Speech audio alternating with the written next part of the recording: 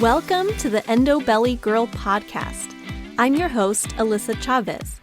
I'm a nutritional therapy practitioner and restorative wellness practitioner on a mission to change the way that we support women with endometriosis. Endo is a full-body disease that impacts your mind, body, and spirit in countless ways that aren't often addressed the way that women truly deserve. We are here to talk about all of it. Please keep in mind that the content of this show has been created for educational purposes only and should never be used as a replacement for medical diagnosis or treatment. Hello, and welcome back to the Endo Belly Girl podcast. I have a special guest for you all today, Alexa Prass, who is a registered dietitian who specializes in celiac disease and other medically necessary gluten-free diets. Now you may wonder, okay, what does that have to do with endometriosis? But the truth is that there is actually a lot of crossover. There are certainly a lot of people who have both endometriosis and celiac disease, and there are also a lot of people who have endometriosis and have a gluten intolerance. So what we're really going to be talking about today is what gluten really is, how it can impact your body, what kind of things to look for if you're working to avoid gluten, how to know if you should even need to be avoiding gluten. And she has so much information to share with you all today. She has over 10 years of personal life experience with celiac disease, so she has so much knowledge in this area. So if being gluten-free is something that you know you need to do, but it's been a struggle for you, this is the episode for you. If you are wondering why you should even consider being gluten-free, or if that's even something that's necessary for you, this episode is for you as well. So I will let Alexa share all of the information with you, and I hope you all enjoy. All right. Hello, and welcome back to the Endo Belly Girl podcast. I have a guest for you all today, Alexa Prass, who is a dietitian specializing in celiac disease and other gluten intolerance type issues, which is very common with endometriosis. And she has so much wonderful information to share with you all today. So I am excited to have her. Welcome, Alexa. Thank you for having me, Alyssa. I'm so excited to be here. Good. I'm excited for this conversation today. Yeah, gluten intolerance is definitely something that's very common with endometriosis, but there's actually a lot of crossover even between celiac disease and endometriosis. There is one of those things, like all these health things just intersect, and it's so common for people to have multiple conditions going on at the same time. So I'd love to start out, Alexa, if you can just share a little bit about your personal story and journey and how you came to be where you are now and doing what you're doing. Yeah. So my dad was actually first to be diagnosed in our family. So he was diagnosed with celiac disease, and celiac disease is genetic. So when he got his diagnosis, he kind of had a little trouble getting his diagnosis. It was kind of hard for him to advocate for himself to get the doctors to do the testing. So he had already had some knowledge about the disease itself and that it was genetic. So at the time, myself and my siblings all got tested. And so there's two kind of tests that they normally do for celiac disease. That's the blood test and then the endoscopy, which is kind of the gold standard. So at that time, I was probably in elementary school. I was pretty young. I had the screening for the blood test. They were like, it's, you likely could develop celiac. But then when they went and did my endoscopy, I had no intestinal damage at the time. So they were like, their recommendation was that I could continue eating gluten until I had symptoms. Because one thing with celiac disease is you can carry the gene and it never get turned on. So you could have the gene and never have intestinal damage. And that's one of the things they're still kind of trying to study and really understand, like why some people it turns on and does not. So I went for a long time with eating gluten and continuing to eat gluten while my dad and sister went gluten-free. And we kind of had a shared household. Some of us ate gluten, some of us didn't. Certain meals, all of us ate gluten-free. So it was kind of just how we worked. And then in high school, about my junior year, I started getting sick and feeling unwell. And I knew why why that was. Like at least I knew, there's a lot of people that go through and it takes them years to get a diagnosis or understand why they're having these problems. So I kind of knew already, like, this could happen. And then it was. So I was starting to have symptoms. And I was pretty resistant at first to go gluten-free because I had some of the gluten-free stuff we had in the house and it wasn't always my favorite. So yeah, I was pretty resistant at first, but I was like, I can't feel like this all the time. Like it was just, I couldn't keep doing that. And so I decided finally to go gluten-free. And since then, so that was probably like 2012-ish when I was in high school. And since then, I've learned a lot more about being gluten-free. I've learned how to advocate for myself. I've developed relationships and friendships where people support me and like we have potlucks and they bring me gluten-free food and like all these things. And so now, having this diagnosis helped me actually lead me to dietetics. I wanted to be a veterinarian my whole life. And then I had this diagnosis and I started talking about it more with people and like talking about nutrition. And I didn't even really know nutrition was something you could study or you could work in. And then I was like, oh my gosh, I want to help people, with these diagnoses, because I see a lot on the internet, a lot of fear mongering or people giving misinformation or being super strict to the point that they have a whole bunch of anxiety around food and all these other problems. And so I just have, started working towards telling my story, working with people so that they can like live their best life, even with their diagnosis, that they can still travel or have families or do whatever it is that they want and still like do well and feel well with their diagnosis. So that's kind of where we're at now. Nice. I love that. And it's so interesting. I think I would say pretty much everybody I've met who's anywhere in the nutrition world or, health space, I feel like so many of us have gotten into it because of our own personal health journeys. But it lends something very beautiful because you have personal life experience with having celiac disease and knowing what that's all about and knowing what to look for and the symptoms and what to look out for when you're eating and going out and all of that stuff, which we're definitely going to dive into today. But I think it's so powerful that people who are struggling with that have somebody they can go to who actually gets it. Exactly. Yeah. Because, a lot of people, when they get a diagnosis, even if they are sent to a dietitian, having that lived experience and those nuanced things that you might not think about, having like a specialized dietitian or professional in this diagnosis, when the only treatment is a diet, is really helpful. Yeah, absolutely. Now, I would love to hear, for anybody who might not even be familiar, can you share a little bit more about just what celiac disease is, what those symptoms might be to look for, like what you were experiencing when you were in high school? And then also, if you could start to touch base a little bit on what is the difference between celiac disease and having a non-celiac gluten intolerance, because they're both becoming, I feel like, more and more common, but there is definitely a difference between the two. Yeah. So celiac disease is an autoimmune disease. And like I said earlier, it is genetic. So, one of your parents has the gene, they pass it on to you. But so an autoimmune disease is essentially your body is reacting to something and it's then attacking your own body. So in this case, it's gluten. When people with celiac disease eat gluten, their body produces antibodies and then attacks specifically your small intestine. And your small intestine is where you absorb all your nutrients from your food. And so damaging this is really, really terrible because you can, have a lot of nutrient deficiencies, malnutrition, and that's kind of where all of your symptoms start. So a lot of people will have GI symptoms, and those are kind of the quote, like most commonly understood and known. But there's actually over 300 documented symptoms related to celiac disease, from anything from like brain fog and some neurological, as well as those more commonly known ones with the GI system, bloating, diarrhea, constipation, just abdominal pain.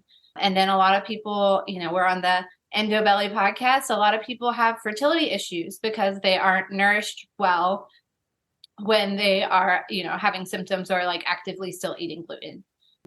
So yeah, those are kind of the big ones. But like I said, over 300. And so that can, really make it hard to get a diagnosis if you have some of those less typical, quote unquote, symptoms. Like you might be like, oh, well, I, have headaches or all these like neurological things, and like not even, associate it with, oh, like I have celiac disease. Because it's not, oh, I'm having cramps and diarrhea. So it can be hard in that way. But then with the non-celiac gluten sensitivity, it's kind of this broad term for people that might have reaction to gluten but don't have celiac disease. So there's really not a good test for this at this point. It's really more of like you've done the testing for celiac disease or a wheat allergy, and you know that gluten is something that you don't tolerate really well, whether that be you have some of those GI symptoms. A lot of the symptoms do overlap, which also makes it hard. But if you've done like the testing, you've done the blood test and the endoscopy, and they've come back negative for celiac disease, but you have problems with gluten, then the doctor might give you this diagnosis of non-celiac gluten sensitivity. But the one thing with, testing for celiac disease specifically is that you still have to be eating gluten in your diet to get an accurate diagnosis. So what a lot of people will do, they like realize, they're intuitive, they know their body. They're like, oh, I feel really bad if I eat a lot of gluten products. And so then they take it out and then want to go get a diagnosis, but they've been, on a gluten-free diet for a while, and then they get false results. They might get a false negative read, and they might have celiac, but they just did the test at the wrong time. Mm-hmm. When I see a lot of too, and I'm sure you've seen people experience this as well, once you've removed gluten for a period of time, whether it's a gluten intolerance or true celiac, I'm sure it would even be worse. And then you try to reintroduce it, say, oh, I really want to do that celiac test. Let me reintroduce gluten for a while so that I can, get an accurate test result. You can end up having a much bigger reaction than you did before, because now your body has adjusted to not having gluten in your system and the immune system has calmed down a little bit, and now you're reintroducing it and your body might freak out a little bit. So basically, if you want to get tested for celiac, it's probably better to do that before you've removed gluten entirely from your diet, right? Exactly. Yes. Yeah. Yeah, I think that's probably a mistake that I made. My mom is also gluten intolerant. She's never been tested either, and neither have I for celiac, but we both did that where we removed gluten from our diet. And then, I've been gluten-free for years now, so I'm certainly not going to try to reintroduce it to get the test. But either way, I know that it doesn't do well for my body, so I'm just going to continue to not eat it and feel better doing that. Exactly. Yeah.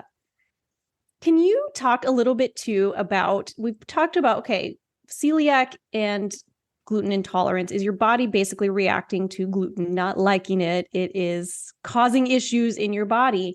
But one of the common questions that I hear from people who are brand new to this world and have never really heard about this stuff or talked about this before is, what actually is gluten? And why is it becoming, or why is it more of a problem for people these days? Yeah, so gluten is a protein, and it's found in a couple different grains. So it's found in wheat, barley, and rye.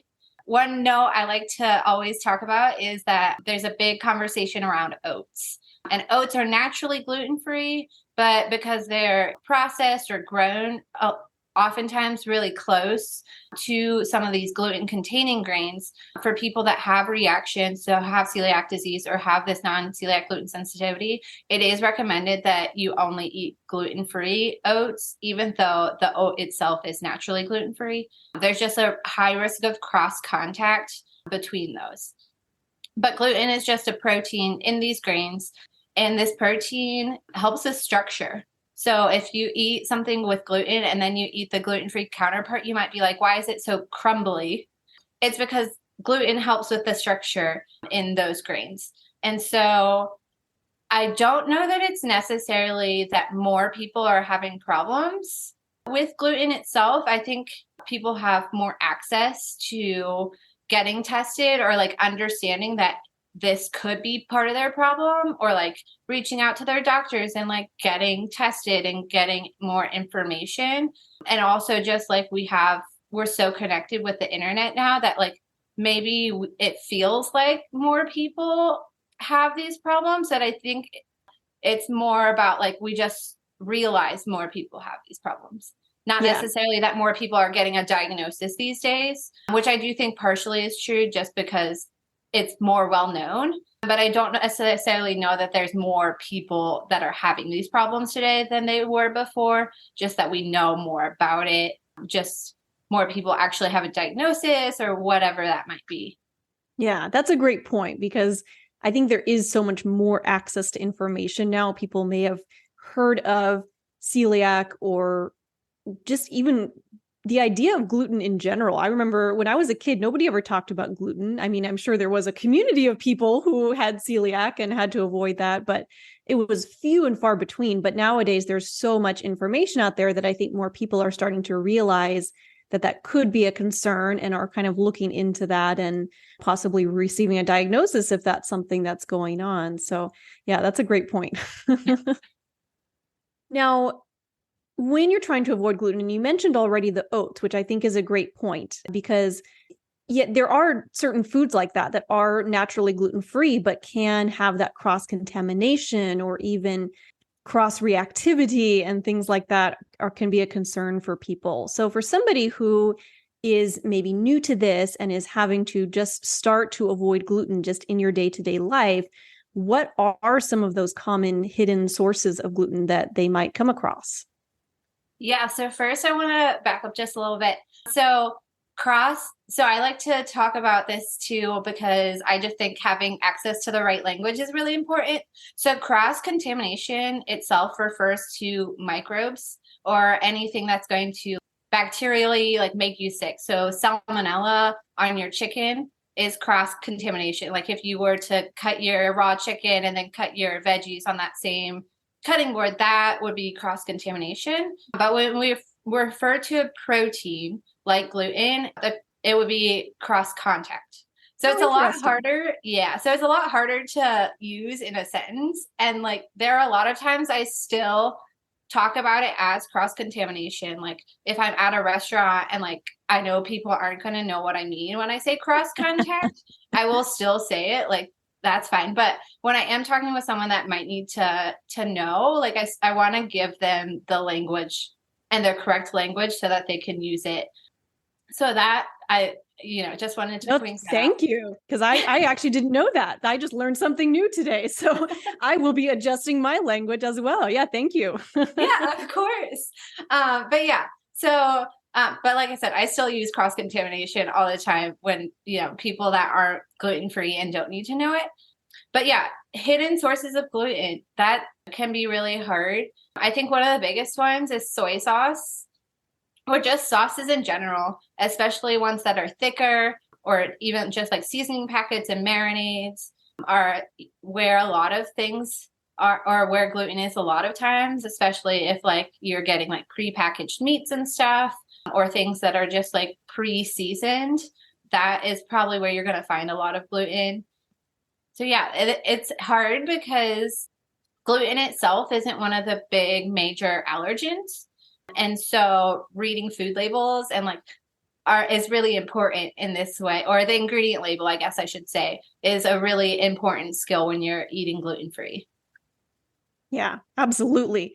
Now, the beautiful thing I find really helpful these days is that a lot of labels will say at the bottom, like contains, it has that little section where it'll say contains wheat, milk, whatever of those more common issues for people are. So that is helpful. Is there anything in particular, though, on ingredients list that you should look for besides the obvious? Just it says wheat. That's a clear, or rye or barley, the things you mentioned before. But are there anything else on an ingredients list that people should be looking for?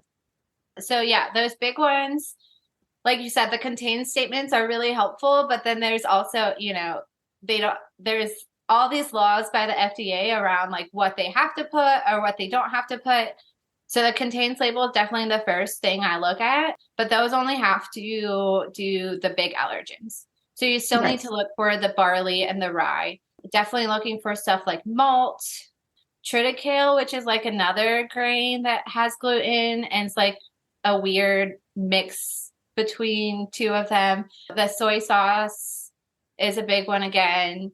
And I'm trying to think. I like read labels all the time and I'm like, what do I even look for? Sometimes natural flavorings or Mm. like the artificial flavors in the US, they can, they have all these like proprietary blends or whatever for the companies, and that they're allowed to not tell you exactly what they put in it. So the natural flavors is something to look out for. Those are kind of the big ones. Okay, great. Now, I find, and I'm sure many other people would agree with this, that eating gluten-free at home is definitely a lot easier than eating gluten-free when you're going out, because eating at home, you can look at the ingredients list once you know what to look for when you're reading labels or just when you're buying food in general. I tend to stick with more of a whole food diet anyway, so I know that if I'm buying chicken, it by itself, it's not going to have gluten in it unless I add it in. So it seems to be much more manageable when you're at home and you're in that controlled environment once you know what you're doing. But what about when you are going out? Because, like you said, just because you've received some sort of diagnosis, you don't want to have to stop living your life and be a hermit and never go out. So, what are some strategies that you would recommend for people who do want to still be able to go out and enjoy themselves, but want to also be smart about it and be looking out for their health and be able to avoid things that are going to irritate them when they're out and about at restaurants or at other people's homes and things like that? Yeah. So that's definitely something that's, going to take some practice and time. And it's also one of those times you really have to advocate for yourself. Like a lot of places do offer gluten-free menus nowadays. And I would almost bet that every single one of them has a note that they can't be held liable if you get sick, if you have one of the, a celiac disease or a food intolerance. And that's just, legal things they have to say. And there are some places that, maybe even if they have a gluten-free menu, it's maybe not safe. And so asking questions, either, doing that beforehand, you can always, look at their menu online. Most places put a menu online nowadays, or you can call them and talk to the manager and ask about their gluten-free options. Some of the big questions when you are there, depending on whether, so I like to go to places that already have labeled gluten-free menus. It just makes it a lot easier. You kind of know what you are already, what is available, what they know they're not like having gluten-free ingredients in, as opposed to like looking at a menu and being like, this should be gluten-free if I do this, or if I make this modification. It just can get really tricky at that point. So just trying to use those gluten-free menus if they have them, and then just continuing to ask questions. Things like if they note that their fries are gluten-free, asking if they're in the fryer with the chicken tenders or the fried shrimp or whatever other breaded things that they might have. And if they are, then it wouldn't be safe for someone with celiac or that has a severe reaction to gluten. Other things like what sauces are on the salad or whatever, or if the salad comes with croutons, if that's, what you're wanting, and asking them to not put those on. And then just telling them that you have a severe reaction. So I know that, I feel like, we were talking about how it seems like a lot more people know that they have reactions to gluten, or, there's also been this fad diet thing with gluten and like weight loss. And so that some people just don't necessarily take you as seriously when you say you're gluten-free or that you need a gluten-free meal. Right. So just being upfront and being like, I have a reaction to gluten. Sometimes this is another place where it gets tricky. Like celiac disease, what I have is not an allergy to gluten, but at times in these situations, it may be where I say I have an allergy, only because people in the food industry, they understand allergies. They deal with Mm-hmm. people with allergies all the time, and allergies are much more well known. And so it might be a time where maybe it's not the full truth. Like it's not truthful that I have an allergy. That's not right. But to help them understand that I have something so severe and that it will make me sick if I have gluten. And I make sure to tell them, even if the menu item is labeled gluten-free, I still tell them like I have a reaction. And then also just asking, kind of what their processes are when they're making the food. Can they change their gloves? Can they use a different cutting board? And just like kind of asking about their different precautions as well. Yeah, I think that's really smart. And it's like you said, it's more probably about advocating for yourself than anything else, right? Because Exactly. a lot of places just don't even understand. I remember I was talking to a friend who is also gluten-free, and she has she's not celiac, but does have a very strong reaction to gluten.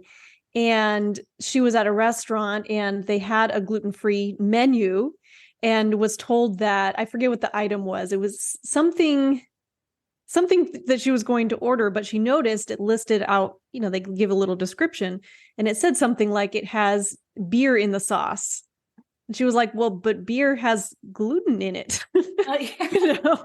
So doesn't that make it not gluten-free? And the restaurant didn't even realize that beer had gluten in it because it's just not something that is super commonly known if you're not aware of this stuff. So definitely knowing what you're looking for, asking questions and having clarity is super helpful.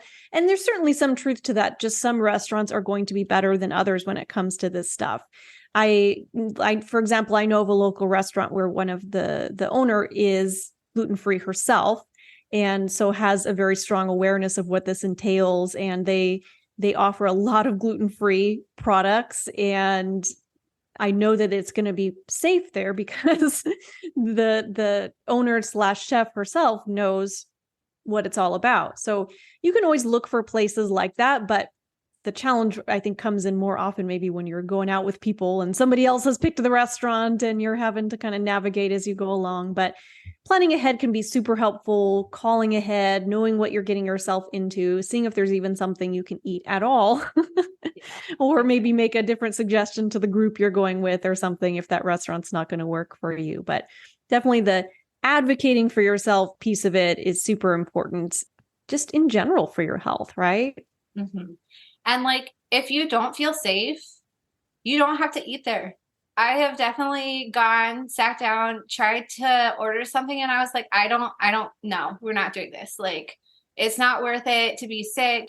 They didn't seem to understand what I was asking. They had no answers to my questions. Like, we're going to find somewhere else. And like you said, that's really a lot harder if you're in a social situation or like someone else has picked the restaurant. But you don't have to eat somewhere if you don't feel safe, or like, if something comes out wrong and you ask them to remake it, that's okay. And that's part of advocating for yourself.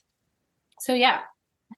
Love that. Yeah, that's super helpful. That way you can have a game plan before you're going out to eat. I love that.